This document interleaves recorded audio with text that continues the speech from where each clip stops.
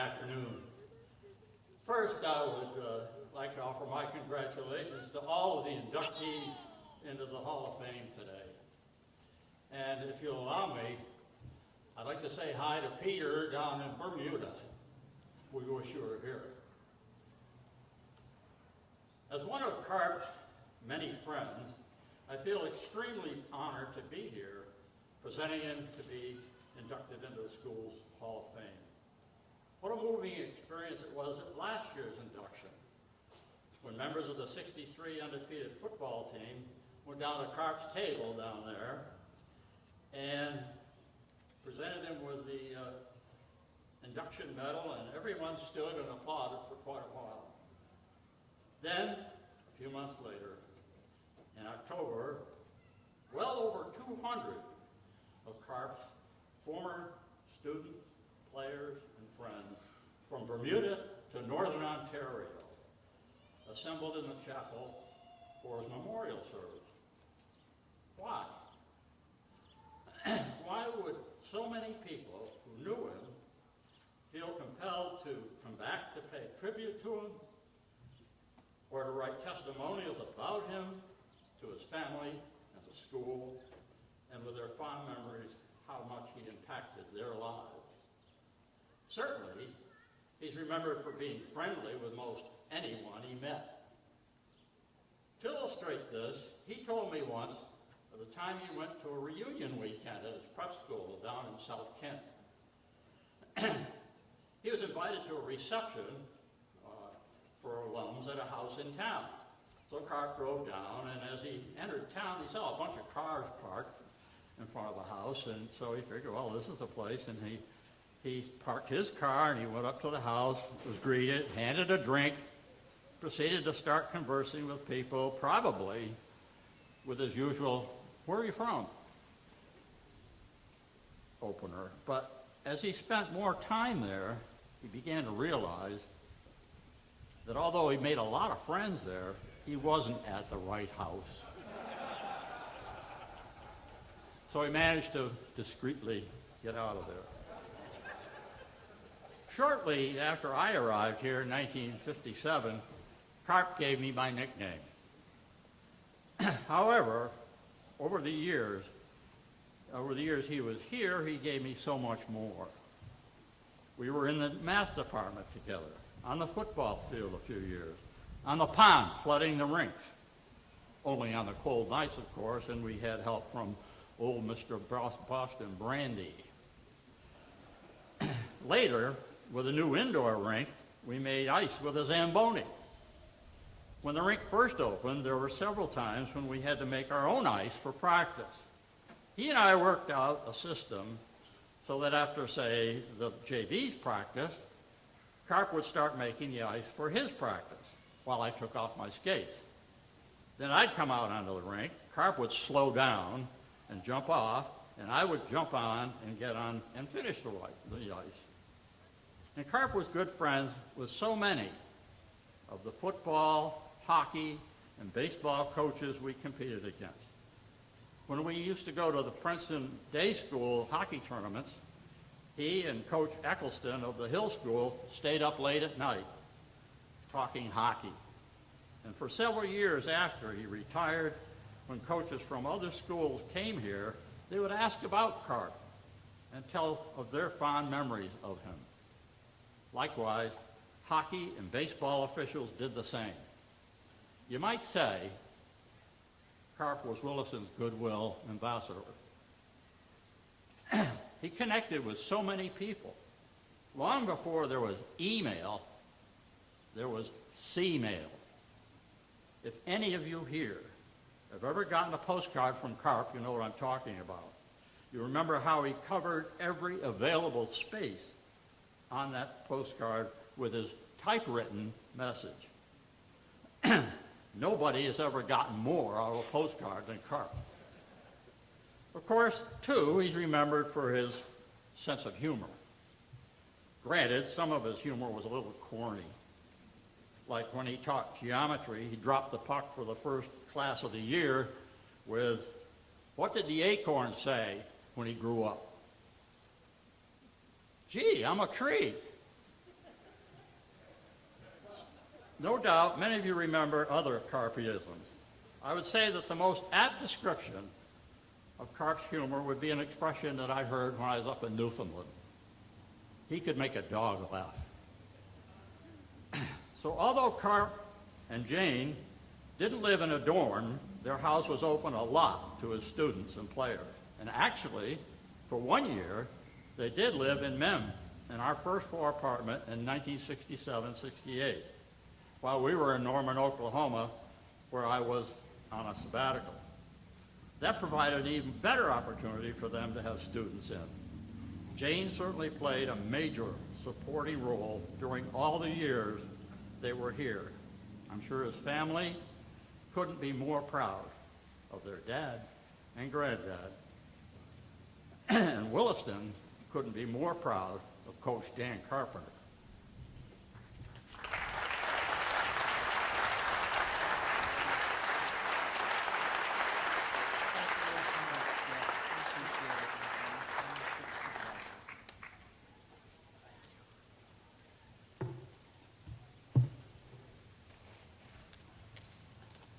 Thank you very much, and congratulations to everyone who's received recognition here today. On behalf of the Carpenter family, and with great thanks to the entire Williston community, I'm honored to accept this great award in memory of my dad, Dan Carpenter. If he were here today, I'm sure he would try to downplay all of the recognition. Probably the ears would be wiggling, the fingers would be snapping as a way to deal with his energy. But I can absolutely assure you that inside he would be very proud, deeply touched, and especially happy to be among so many close friends. From a very early age, Dan, Danny, Carp, Carpy, Mr. Carpenter, I guess a few people said, he developed a very healthy interest in sports and physical activity. In the past few months, we've discovered pictures of him as a 4-year-old boy with a baseball uniform, a ball in one hand, a glove in the other, his faithful dog at his side. And when the older kids in the neighborhood weren't around to play catch with him, he and the dog would play catch. They'd go on like that for hours. Then as he got a little bit older, he'd gather up the neighborhood kids. They'd have all sorts of pickup games. And in high school, the team didn't have a hockey team, but they all loved the Toronto Maple Leafs. So they got together, made their own club. They had a tennis court that they flooded in the wintertime, and they played their own, organized and played their own games there instead. And they loved the sport, and they loved the Toronto Maple Leafs so much that the mothers got together and somehow contacted the actual team in Toronto and got everybody uniforms, you know, the game sweaters they were called in those days, and that was one of his most prized possessions for years. He went to South Kent School, where he lettered in 3 sports. He was captain of the football and baseball teams and was awarded the trophy for the best all-around athlete at graduation time. As soon as he learned to read, he became an avid fan of the sports page in the newspaper, where he would study with great excitement every detail in the box scores he could about his Philadelphia A's. And that was a habit that he carried throughout his entire life until the day he died. His goal was to get a hold of the sports page and read those box scores. So he loved sports throughout his life. I'm really grateful to Jeff Pilgrim and others here for bringing to light some of the figures about and statistics that surrounded my dad's coaching career at Williston, for I wouldn't know where to start. 66 total seasons as a coach, 126 victories in baseball, 106 victories in hockey. That's important. But quite frankly, I don't think he'd consider it all too important. Make no mistake, he was a fierce competitor. He loved to win a game. He was a keen strategist, and he thrived on winning any contest that he coached. He worked tirelessly to help his athletes hone their skills. But for Dan Carpenter, coaching was not about scores, scorebooks, or records. It was about the athletes behind those records and all the little stories that got generated along the way. For sure, he remembered a few teams year by year. For instance, the football team in 1963, the 9-2 hockey team of 1962, and I know there were a few others. But after a while, the names, the years, the exact numbers sort of faded, and in his characteristic way, he would make up his nicknames for everybody and remember them by those nicknames and carry on the stories that way. A couple specific stories. One spring, the baseball team was on a bus on the way to Wilbraham for a game, and in those days, there was just a little stretch of the Mass Pike that you went on. This was before Interstate 91. So they wound their way down Mount Tom and onto the Mass Pike, whereupon the bus apparently caught fire. The engine caught fire. So the driver pulled off to the side, and they got the team off onto the grass, and they had to wait for a replacement bus. Well, of course, the state trooper came along, and in his characteristic way, my dad started talking with a state trooper and struck up an immediate friendship. Found out that the guy had been a semi-pro ball player, a catcher. And so Carp says, aha, the light goes off. We're not going to have any time when we get to Wilbraham to warm up. So he had the state trooper in the median of the Mass Pike warming up his pitcher. And by the time the replacement bus shows up, the pitcher's all set to go. They go over to Wilbraham, and the guy pitches a game. Apparently they won the game, but of course my dad couldn't recall any more of the details than that. So that was characteristic of his way of dealing with people. Many of you, I'm sure, recall another Williston legend, Jim Hamilton, who sadly passed away a few months ago. But for years and years and years, Jim and my dad maintained a very close friendship. They met here at the reunion a year ago. That was the final time they got together. And after that time, Jim said the following. Saw Carpy this June at the reunion and had a chance to get to him to chat after the throngs parted. He was a great guy, a Mr. Chips of Williston, and a warm friend, always greeting us when we came back to Williston and then bringing up stories I'd forgotten. Stories like the bet we made. If we could beat Suffield in football, he'd buy one of our Labrador pups. That brought the pup that we had dubbed Arcturus to campus. You see, Williston did win that game, and my dad felt obligated to get a hold of this dog. So anyway, Arcturus came to campus, and then he eventually moved out to our house, where he was a very, very loyal member of our family for several years.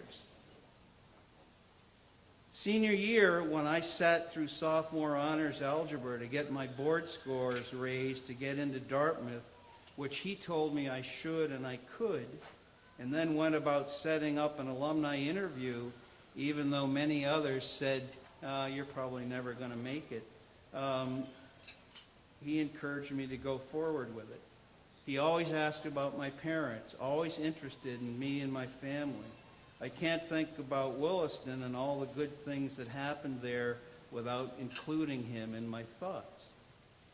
During the past several months, many others who had Dan as a coach and mentor have said so many wonderful things about him. And I'd just like to read a few purely representative comments here. Mike Tim said this, "My three brothers and I all played baseball for Dan, and a couple of us had him in the classroom too. chalk on his face, pipe smoldering in his sports jacket pocket, twinkle in his eye, kindness for everyone. I spent time watching NFL games at the house on Sundays, great donuts from Jane. He took me to my first pro hockey game, and he taught me to like the Oakland A's. He also reminded me that you had to swim upriver to reach Dartmouth, but you only needed to glide downriver to get to Yale. Steve August said this, "I remember the many photos of former Williston players and teams on the walls in the den in the Carpenter house. How I wished to be among them, for it meant that I would be ever in Carp's Hall of Fame. Yet we all know that Carp carried each one of us with him always. He was so instrumental in our lives at Williston, he forgot no one. He had time for everyone, and with a little time, he might even call you a veteran." And we just heard from Francis O'Brien. This is what his brother TJ said. "Carp was a coach and a man that you could never forget. Playing 4 years of hockey and 3 years of baseball for a coach like him was quite the experience for an impressionable teenager. But what I will never forget was his compassion when I was a freshman.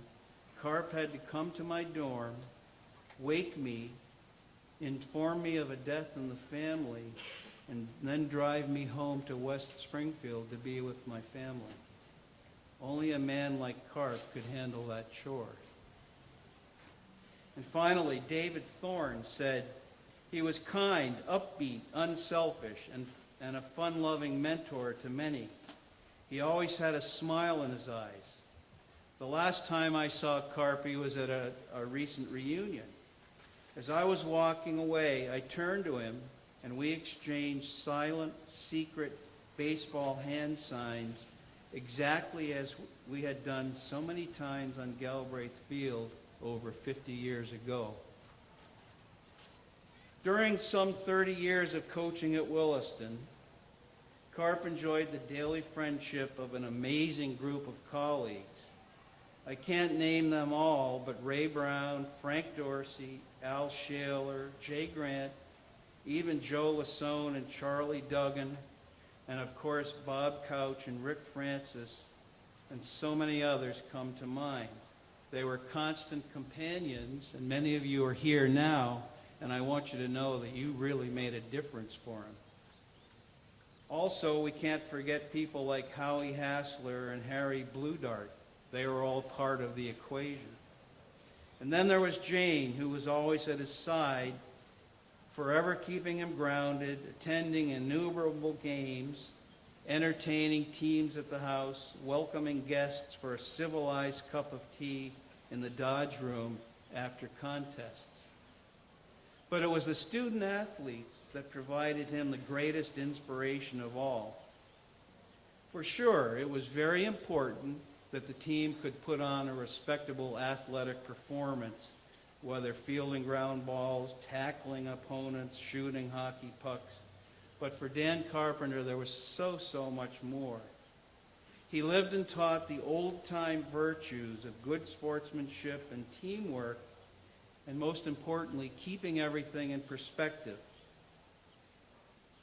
He endeavored to help those in his charge find their way at an impressionable time by instilling confidence not only in their athletic ability, but also in their potential as productive members of society. And most important of all, he tried to make it all fun. He tried to connect with people. And the warm response that he received and the lifelong friendships that developed were the greatest source of joy and satisfaction that he could experience as a coach and a mentor in his time at this great school. Thank you all very much.